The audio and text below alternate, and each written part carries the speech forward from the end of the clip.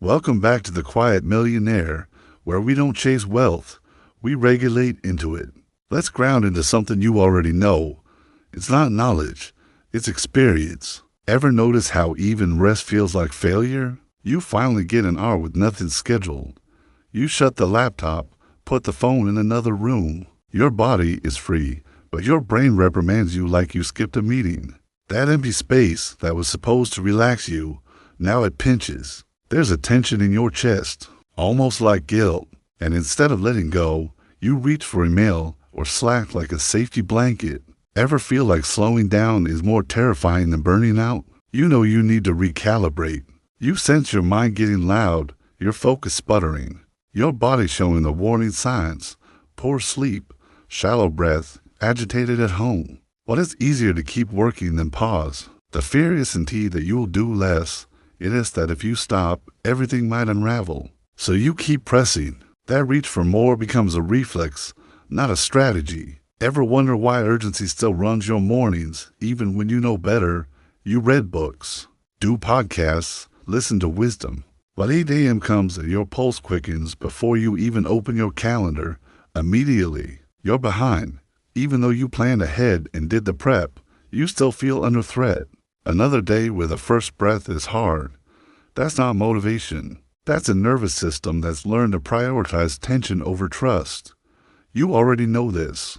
No amount of mindset tweaking changes the ambient sense that you're one mistake away from collapse. The nervous system calls the shots, not the thinking mind. Today, we're not talking mindset. We're addressing what's underneath your money behavior.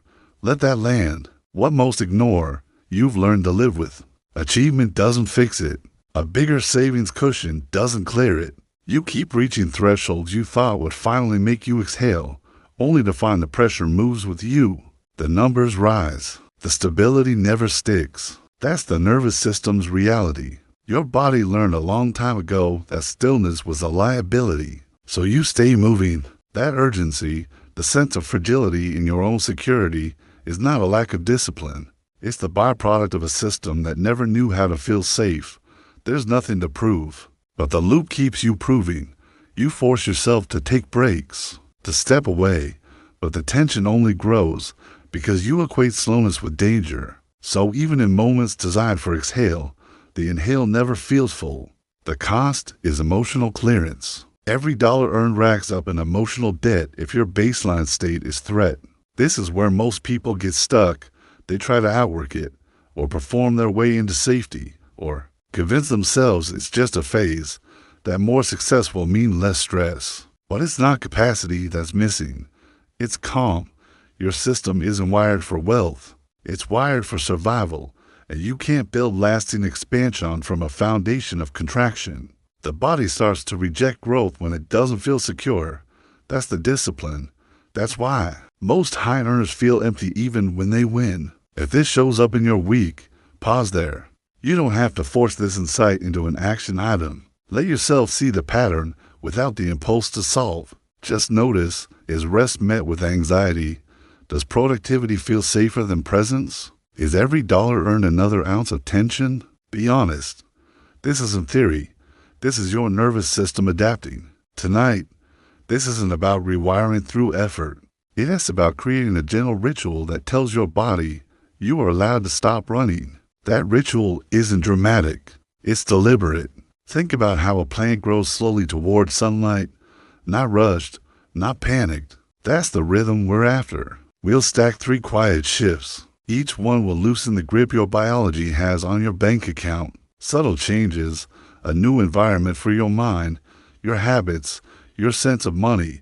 Not a pursuit, not a grind, but a state you'll learn to inhabit, like walking through a room you finally trust. If you've ever finished the day on paper as a winner and felt nothing, that's not brokenness.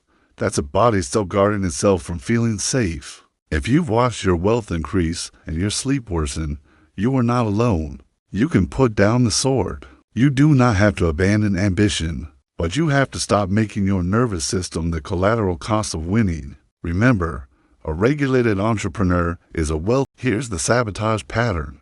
You wake up already half tense, checking your inbox before you've even touched the floor, Not because there's a real emergency, but because stillness feels more dangerous than being behind. That urge, it's not just habit. It's a full body pattern, something you learn so early and so consistently that it feels like you've normalized burnout, called it progress. The afternoon you worked through a headache, told yourself it was dedication, not depletion. The weekend you rescheduled time with your kid because a client wanted to meet. If the reward came, a deal, a commission, another contract, you took it as proof this was working. The numbers say yes, but your system hasn't exhaled in months. This is where most people get stuck. We reward urgency because it looks like discipline. It isn't. Urgency is just fear in respectable clothes. You started treating clarity like a luxury, not a requirement. You've apologized for taking a midday walk. You checked Slack at dinner. You made your vacation a remote work day. Over and over, you reinforce the same message. I am not safe if I slow down. I am only as good as my latest outperformance. Inside, it feels unspoken, but unmistakable. No break is ever just a pause. Every slow moment spikes a threat response. Let that land. Think about how this rewires your money decisions. Picture this. You're staring at your numbers on a Wednesday afternoon. Cash flow is balanced. Nothing's on fire. But a dip in inquiries triggers that old jolt in your stomach. Not because you need more, but because your body's bracing for a problem. The nervous system wants relief, so you say yes to a low-margin client. You discount your rate for the third time this quarter. You invest in the next urgent tool, not from strategic vision, but from a need to calm the internal static. On paper, it's another win, but it costs you, quietly, incrementally. The gain looks logical. The decision came from dysregulation. If this shows up in your week, pause there. Most of us inherited this pattern. We watched caregivers treat exhaustion like a badge. We took jobs where rest was rationed like a reward, not a right. We learned the value of the emergency because every slow season was weaponized against us. The culture you're in trains you to believe that relaxing is self-sabotage. So of course, even when the balance is fine, even when the projects are done, your body rejects the moment. It's not laziness. It's nervous system memory. It's a loop, and it pays you in cortisol, not clarity. Now that we see it, let's shift. No one is blaming you here. This is not weakness. It's adaptation. Your business became your barometer for safety, but the weather inside never clears until your body learns a different signal. Wealth will only ever feel conditional. Slow days bring panic, not peace. Celebrations quickly become new baselines. You see the pattern now. It's not a flaw. It's just old wiring. You already know this. There's nothing to prove. When you name this, you are not quitting urgency. You are quitting the cycle that made earning feel like escape from danger. The nervous system does not negotiate through theory. It reorganizes through new experience. That's the discipline. Quiet wealth starts with a body that feels safe to receive. If you skip that, you will always overwork. Your output will stay hostage to unresolved tension. Every gain will need a new chase, and you'll call that necessary until something inside finally disagrees. It doesn't have to be dramatic to be true. Let the body recalibrate. Begin there. You don't anchor safety once everything works out. You anchor it before you move. This isn't new. You already know what it is like to make decisions from tension. Every time your body is tight, your mind is scattered. Urgency drives the action, but the outcome never really lands. Or if it does, it fades just as quickly. So here's the shift. Act from safety, not for safety. Act because your system is already steady, not because you hope the next win will calm the panic. What does that look like day to day? It starts smaller than you think. 5 slow breaths before you open your inbox when your head wants to charge in. Sitting back in the chair, just long enough to feel your back against something solid before you return a call. Letting your palm press the side of your mug, feeling the heat, instead of staring at the number on the invoice where your stomach knots. Notice what you're actually doing here. You're signaling to your biology, there's no threat, not right now. That's the entry point, because no strategic plan, no investment portfolio. No revenue milestone can trigger that sensation in your nervous system. That's biology. Numbers and projections are future-based. Safety isn't. It's moment-based. If this shows up in your week, pause there. Most people will hit resistance. The urge to bypass, to just get moving, to prove you're fixing it by acting. That's normal, especially if you built decades rewarding anxiety with activity. But pause instead. Anchor once, even if you want to skip. Let me give you another metaphor. Think of a pilot before takeoff. He isn't scrambling last minute, double-checking his notes in a panic. As the plane careens down the runway, he methodically walks through the pre-flight checklist, hands on each switch, eyes grounded in the process. That checklist isn't optional. It's the non-negotiable safety that lets him fly. The calm before action isn't wasted time. It's what allows for straight flight, for uncluttered judgment. When turbulence hits at altitude, same with you, when you build tiny rituals, breath, physical grounding, leaning back, before every key point in your process, it isn't about stalling. It is about creating a default state of safety so that every next move leaves fewer scraps of regret and self-doubt behind. That's the reason high performers rarely spiral after setbacks. Their baseline is regulated. The loss or win is just one more data point, not evidence for existential threat. This isn't a fix, it's a frame. You'll start to notice your actions carry less noise. You won't swallow your fees on a client call because you sense you need the work. You won't step into discounting cycles or over-delivering just to chase a feeling of relief. The urge to overcompensate or to rush fades as locating safety in the body, not the balance sheet, becomes the new norm. Here's what I want you to try. Anchor the ritual before each type of action. Reach for your breath before a big pitch. Stand up and walk slowly before you fire off the project recap. Grip the doorframe before you check yesterday. As numbers, it costs you 30 seconds, maybe less, financially. This compounds over time because regulated decisions leave a cleaner track record. Patterns of behavior start to shift. You pick better clients because you aren't desperate for any client. You pass on the urgent opportunity that would have drained your year. You stop racing the market with half-baked ideas because FOMO isn't forcing your hand.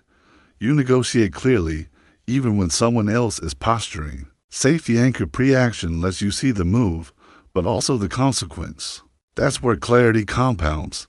Build capacity, not speed. Most will resist this because it feels slow, almost like inaction. It isn't. The pilot's checklist makes the flight possible. Trying to shortcut through anxiety, you'll burn out on the runway, never leave the ground, and call it turbulence. What's left, over time, is financial clarity that doesn't wobble at every market headline, every comment in Slack, every delay in payment. Your baseline stays, and because of that, your financial world reflects it. Tidy deals, clean boundaries, no drama. The market can sense it. In your posture, your pace, you know just as much as your yes. Most of your life, worth got tangled up with output. The busier you were, the more certain you felt you mattered. Maybe it started because that's all you'd seen. Adults pacing kitchen floors, holding their phone under their jaw, talking with tight lips because stopping meant income paused. You learned to link your value to what you create. That made sense. For a time, it earned you a living, and for a while, kept you moving. But now, every pause triggers the same old alarm. You sit still, and it doesn't feel neutral. It feels dangerous, like resting signals decay, or worse, uselessness. Here's why. When you only value the fruits, you forget the roots. So here's the shift. Your worth isn't your output. You are not a machine trying to justify your electricity bill. You're a container for whatever comes through, ideas, projects, wealth, even stillness. And a healthy container keeps its value, even when it's not producing, especially then. Let that land. Most builders resist this. You think, if I'm not producing, I'm falling behind. When you try to rest, your body doesn't settle. It tenses, scans, expects judgment. That's not an accident. That's conditioning. It was useful, until it boxed you in. Here's what I want you to try. Start noticing where the story kicks in. Next time you take a half day off, listen. The mind says, am I allowed? Same goes for weekends, midweek mornings when you're not in motion. Catch yourself viewing your calendar like a scoreboard, every empty space a loss, every booking a point. That's the old logic talking, the need to prove value through activity. Pause there. Ask, who put this rule in place? Does this still serve me? Consider this example. A client once built their agency on pure output, every hour tracked, every result tied to a task. When we shifted, they started tracking only projects that required new thinking. Routine output became maintenance, not measure. After months, their self-criticism on quiet weeks faded. Instead, they saw the bigger pattern. The most lucrative seasons always followed a quieter build phase. Let that guide your nervous system, not just your intellect. Here's another. Maybe you check client emails on Sunday mornings just in case. Notice the tension. No one's demanding it. You do it because stopping reminds you of being unneeded. Here's the reorientation. Value is present, whether expressed or resting. You're not absent in the quiet. You're learning to remain. If this shows up in your week, pause there. Think about the modern cycle. Quarters, launches, even simple sprints. Growth isn't endless up and to the right. Like the tree in winter, your visible output drops off. No new leaves, no visible fruit, but below ground, the roots are expanding. Capacity deepens.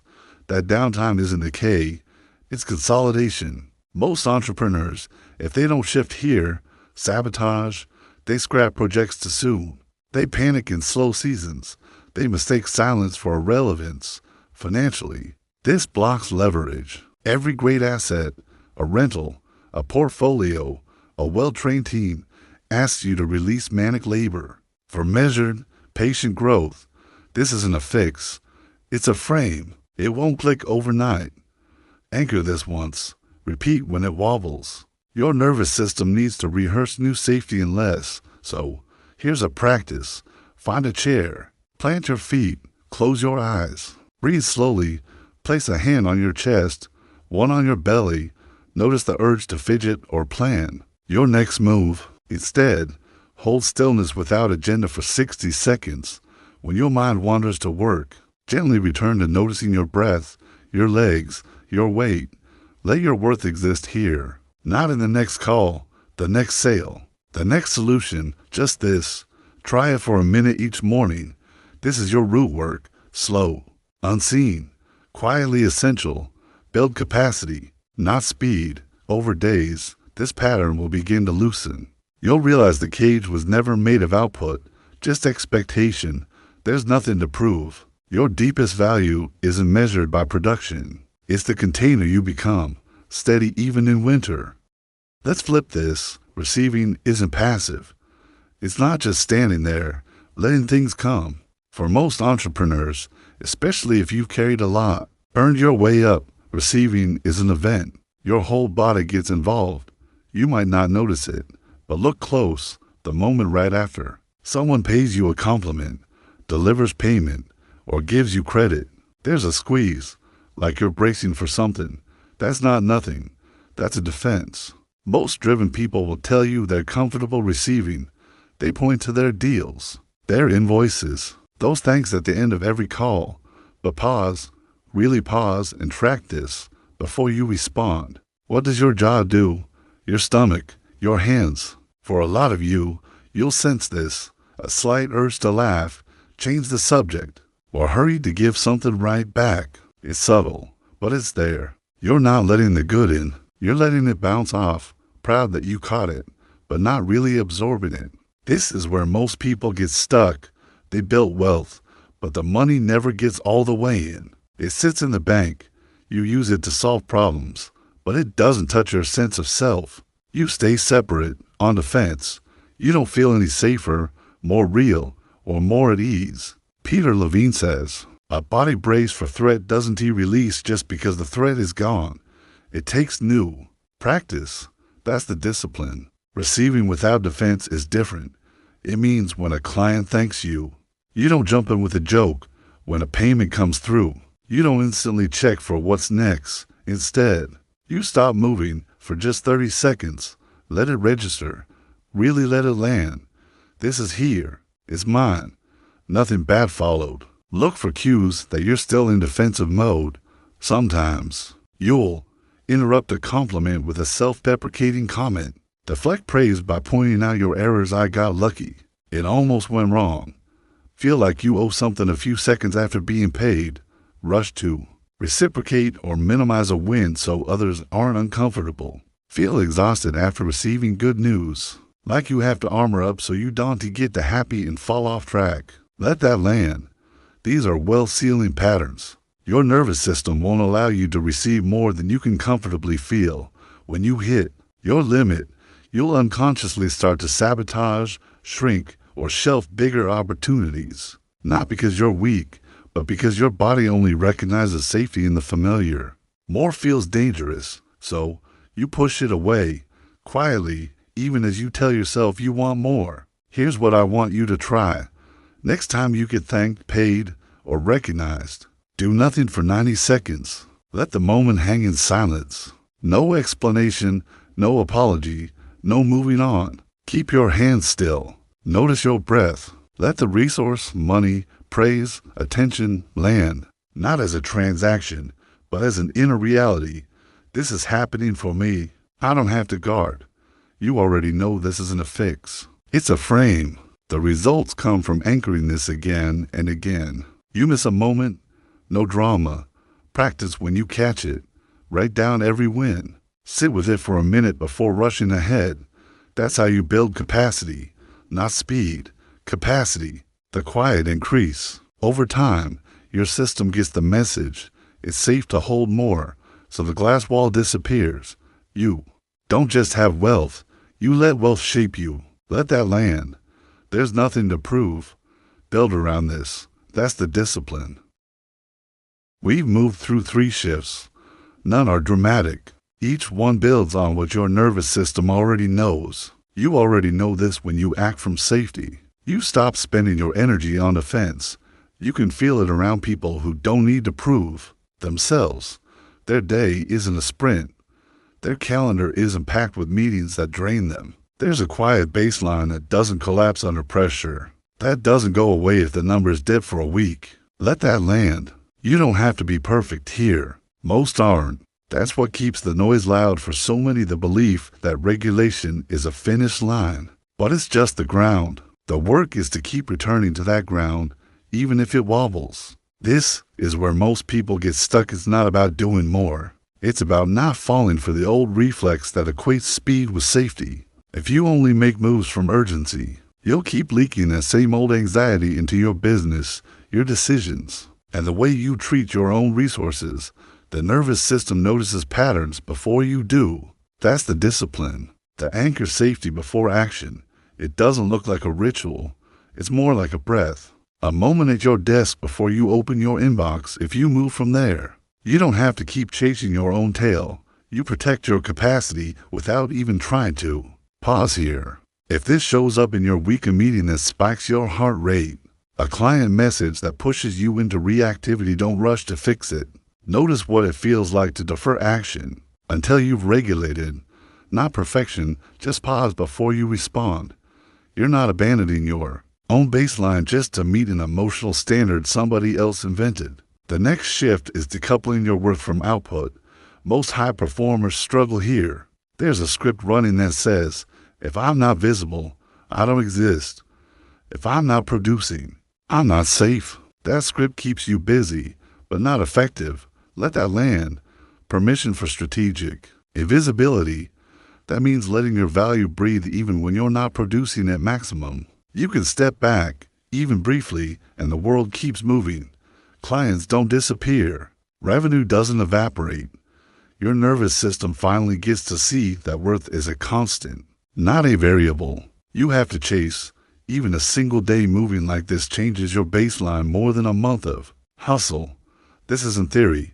This is your nervous system adapting. When you practice detaching your output from your worth, you clear the background noise that makes you self-sabotage. The next time you rest, Notice if guilt shows up. Don't override it. Just see it. Small hinges swing big doors here. Receiving without defense is the final shift. A lot of people want things to change, but block what's already at the door. That's the nervous system, too. If you've always had to defend your spot, you'll find yourself shrinking away from even legitimate support, opportunity, or ease. It's not self-sabotage, it's conditioned protection. Unlearn it a little at a time. Let resources flow toward a grounded container. Don't apologize when things get easier for a second. Don't lower your hand when more is offered. Expand, even if it feels awkward at first. Quiet wealth isn't about how much you accumulate. It's about how much you can hold without drama. Here's what I want you to try. Inhale, pause. Read these quietly, one by one, not as a way to perform, but as a way to recognize where your actual capacity is growing. I am safe to act without proving my right to be here. My worth exists independent of output. Resources flow toward a grounded container. Stillness has its own yield. My nervous system decides the ceiling. I am a safe place for money to stay. Receiving fully expands me. Quiet wealth is sustainable wealth. Don't memorize. Let these mark where your next baseline is. Let them be evidence. When you catch yourself drifting off center, come back here, quietly, without fanfare. Close your eyes for a moment. Feel the weight of your hands. Feel your feet on the ground. Inhale, like you're collecting your energy back from every place you pushed it out. See yourself, for 2 minutes, in your own space, acting at your pace.